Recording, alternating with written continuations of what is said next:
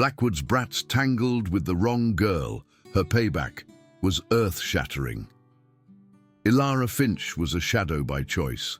At 15, she'd perfected the skill of being unnoticed, a crucial skill for someone who was always the new kid.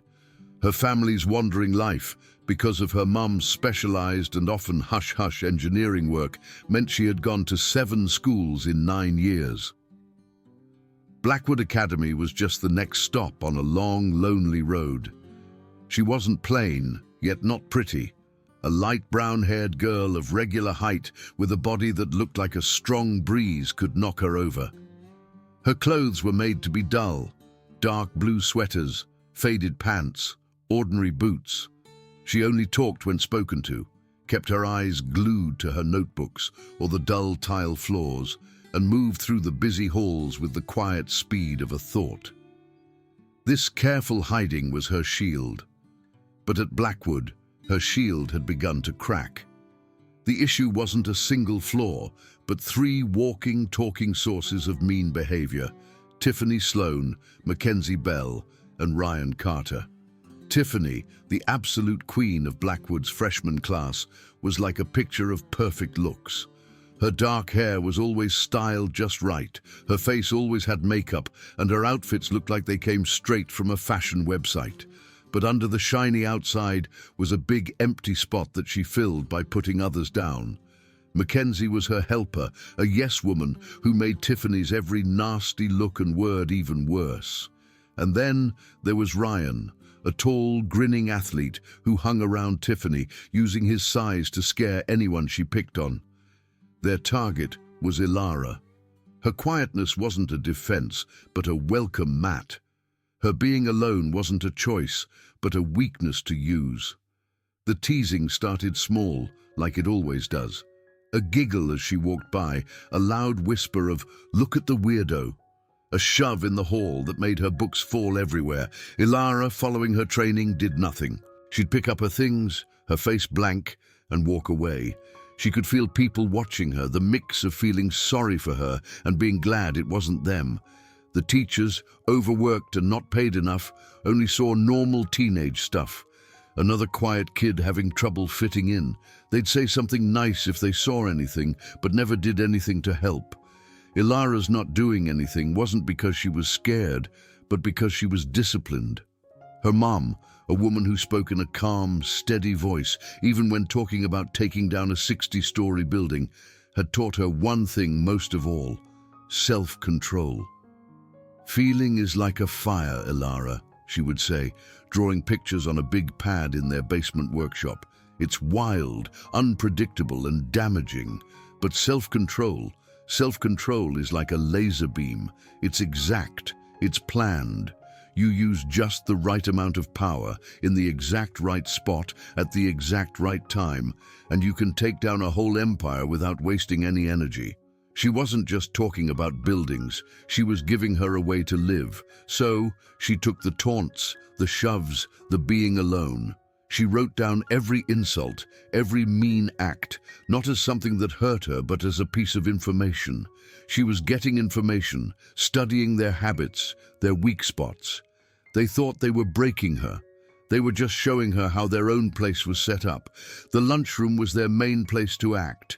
A few weeks after starting at Blackwood, Ilara was carrying her lunch to an empty table when Ryan's foot stuck out into the aisle. It was a simple, boring trick. She fell hard, her lunch crashing, a spray of juice and fries covering the floor. A wave of laughter, led by Tiffany's loud laugh, filled the big room. "Watch where you're going, silent Ilara," Tiffany yelled, a sweet smile on her face.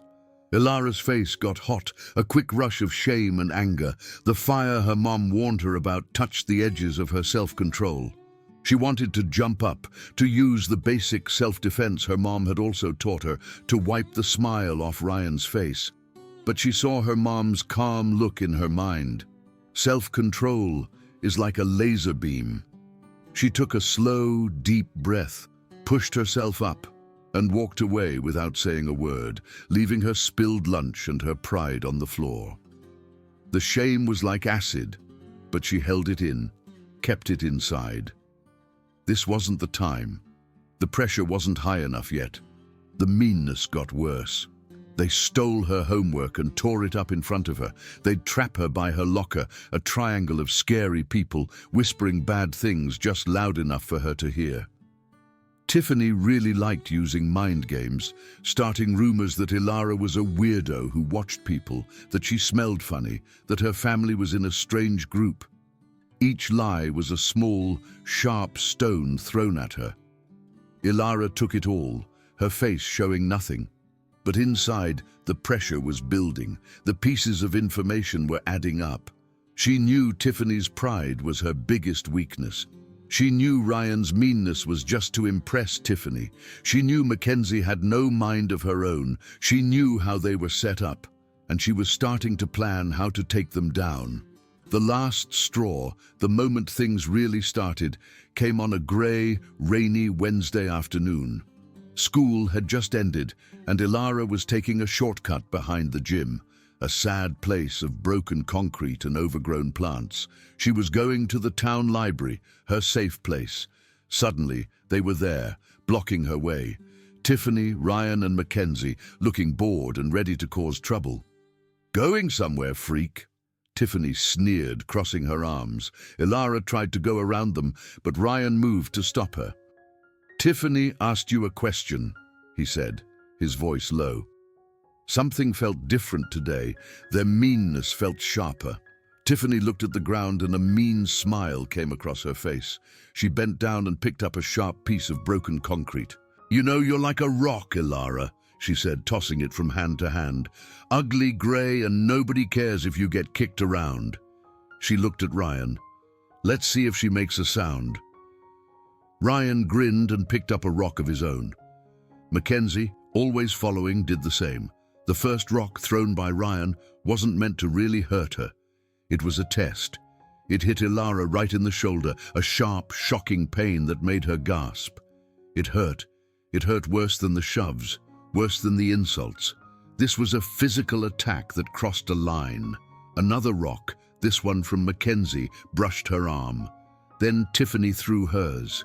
It was smaller, but she threw it hard. It hit the back of Ilara's head, just above her neck. Her vision went blurry for a second, a flash of pain behind her eyes. Laughter. They were laughing. Through the pain, Ilara felt something clear and scary. She had all the information she needed. She knew how they were set up. The pressure was as high as it could go. Her mom's voice echoed in her mind, but this time, it wasn't a warning. It was an order. Use just the right amount of power in the exact right spot, at the exact right time. She didn't yell. She didn't even move. She slowly turned her head, her eyes for the first time looking right at Tiffany. The complete lack of fear, the cold, smart look in her eyes, made Tiffany's smile disappear for a second. Ilara turned and walked away, the pain in her head and shoulder a quiet hum under the loud feeling of a new, scary plan. The taking down had been set. That night, Ilara didn't do her schoolwork. She went to the basement. It was her mom's special place, a place of order, exactness, and stored power. Tools hung on a board in perfect shapes. Boxes of wires, lights, and parts were neatly labeled. On a big table in the middle were some of her mom's old models, detailed cutouts of buildings with support beams in different colors. For the past year, she'd been learning the trade. Not just the force of explosions, but the science behind it. Chemistry, physics, math. It was a hard, beautiful art to her. Taking down wasn't about destroying, it was about changing. You took something and through a planned event, turned it into something else. Tonight, she was the artist. Her target wasn't a person. Her mom had been clear about how important life was. The point was never to hurt, only to stop something from working. In this case, the thing to stop was Tiffany's social standing, her pride, her power. And the center of that power was her car. A brand new, bright blue sports car her parents had given her for her birthday. It was her throne, what showed how important she was, which she always parked in the most obvious spot in the student lot. Ilara started to get her things together. She wasn't building a bomb, not in the normal violent way. She was building what her mum called a spreading device. Something that wouldn't hurt anyone, wouldn't start a fire, but would cause a lot of trouble. The main part was a small, high-pressure air tank taken from an old paint gun. The stuff inside was a chemical mix she made herself, a mix of things that, when put together and sprayed, would make the worst, strongest, and hardest to remove smell ever. It was a careful mix of chemicals, the same kind that makes skunks, rotten eggs, and garlic smell bad, and a strong industrial glue she'd ordered online, pretending it was for an art project. The color was a terrible, bright neon green. The device was made to stick to the bottom of a car with a magnet, set off by a simple, cheap remote control from a toy airplane. It was clever, exact, and completely damaging. As she connected the last wire, she felt calm. This wasn't revenge. This was a planned taking down. The next few days at school were tense. The bullies, feeling good because she didn't react to the rocks, got bolder. They seemed to feel something different about her, but they got it wrong. Her new quietness wasn't giving up. It was the quiet focus before an explosion. She stood up straighter, looked more directly at people. She didn't look away anymore. She just looked through them. One person noticed the change. Owen, a quiet boy from her science class who sat in the back and drew in a notebook, saw it. He saw something new in her eyes, not fear, but focus. He saw her watch Tiffany and her group with a strange, almost scientific look. He didn't know what was coming, but he knew things had changed in a big way. Things came to a head on Friday. It was the day of the big rally for the football team before the game. The whole school would be outside on the sports fields. It was the perfect stage. During lunch, Ilara heard Tiffany bragging to Mackenzie, "We should do something big to silence Ilara at the rally, something everyone will see." They were planning to accidentally push her into the big mud puddle near the stands. They weren't very creative. It was the perfect chance. As the last bell rang, the students went out onto the fields. The air was full of school spirit. The band played, cheerleaders practiced, and students walked around, excited about the weekend. Ilara, carrying her backpack, walked calmly toward the student parking lot. It was emptier now. Most people were already at the rally. She saw Tiffany's sports car, shining under the afternoon sun like a showy statue. Her heart beat hard, a steady, strong beat. This was the moment, the final check before pushing the button. She looked around. A few people were heading to the field, but no one was watching the quiet girl in the dark blue sweater. Quickly, she knelt by the driver's side of the car, pretending to tie her shoe. Her hand went under the car, the strong magnet of the device clicking onto the frame. She stood up and walked away, blending into the crowd going toward the stands. The device was set. The trap was ready. She found a spot at the far end of the stands, a safe distance away, and waited. Tiffany, Ryan, and Mackenzie made a grand entrance, walking confidently toward the center of the crowd. They saw Ilara and smiled. The show was about to start. As they got closer, getting ready for their planned accident, Ilara's hand went into her pocket, her thumb on the small button of the remote. Tiffany took a step toward her, opening her mouth to say something mean. She never got the chance. Ilara pushed the button. There was no big explosion. There was no flying metal. There was just a loud, sudden thump whoosh that echoed from the parking lot. Everyone turned. From under Tiffany's special car, a huge, thick cloud of bright green smoke burst out, spreading quickly. It wasn't smoke, it was a pressurized, sprayed goo. It covered the car in seconds, sticking to the bright blue paint, the leather seats, the clean windows. And then the smell hit. It was a physical attack, a wave of badness that rolled over the crowd. It was the smell of 1,000 rotten eggs, a field of garlic, and a group of skunks, all mixed together and made even worse. It was unbelievably bad. Students gagged, covering their mouths and noses. People started coughing, their eyes watering. The smell was so strong, it felt like it was coating their tongues. People panicked. The pep rally stopped as students ran from the toxic cloud. In the middle of it all stood Tiffany, Ryan, and Mackenzie, frozen in shock. The green goo had not only covered the car, but had also splattered onto them as it spread, covering Tiffany's expensive clothes and Ryan's sports jacket in the bad, sticky neon green stuff. Tiffany's face showed pure shock, her mouth open as she stared at her ruined car, what showed how important she was. The car wasn't just dirty, it was destroyed. The glue would never come off the paint. The inside was dangerous. The smell would stay for weeks, a permanent reminder of her shame. In the middle of the chaos, Ilara stood up. She walked calmly down from the stands, the crowd moving out of her way.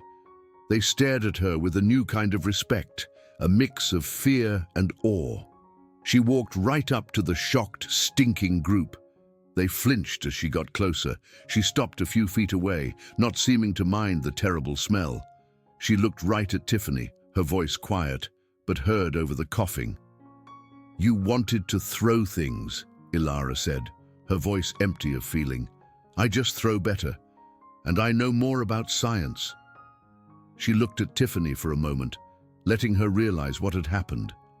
Then she turned and walked away, disappearing into the crowd, leaving behind a ruined car, 3 outcasts, and a legend. Things changed right away. By Monday, the story had become a myth. Ilara Finch, the quiet shadow, was now talked about with respect. They called her the takedown artist, or simply the bomb. No one dared to look at her the wrong way. The fear she caused wasn't because she might hurt them, but because they didn't know what she might do. She had shown she was smart, planned things well, and acted without feeling, something that was way beyond high school fights. She had played a different game, one they couldn't understand. Respect followed fear. She could now sit wherever she wanted in the lunchroom, and no one would say a word.